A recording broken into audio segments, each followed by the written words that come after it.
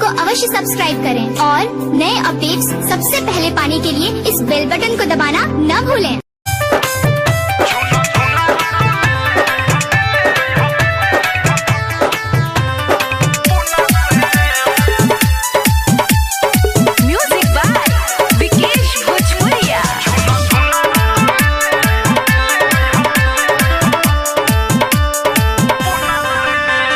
खुशी के खबर बाटे ये राजा, हाली से गाड़ी धके तू आजा।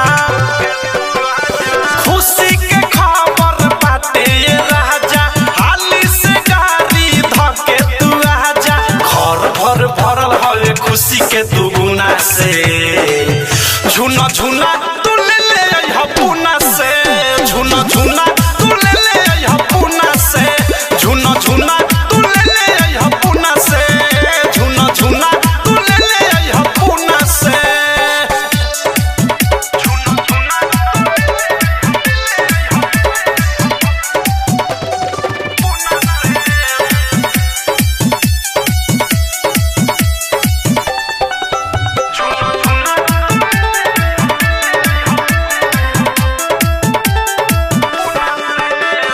देरी ना कर पिया टिकट कटावा, गाँव भर आके मिठाई बाटावा।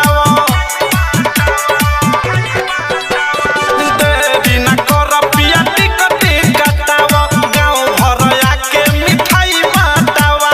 नय बताया अच्छा नहीं लागी घर सुना से, झुना झुना तू ले ले अइहा पुना से, झुना झुना तू ले ले अइहा पुना से, झुना झुना तू ले ले अइहा पुना से, झुना झुना तू ले ले अइहा पुना से।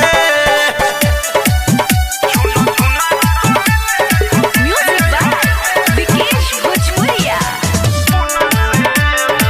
Recording by Missile Recording Studio. आदि मीठा काल्हे भेजले बमाई, लेके आइल रहे मझिला भाई। ए सुना, आदि मीठा काल्हे भेजले बमाई, लेके आइल रहे मझिला भाई। मीठू मिसाइल और स्पिनी हो नमूना से, झुना झुना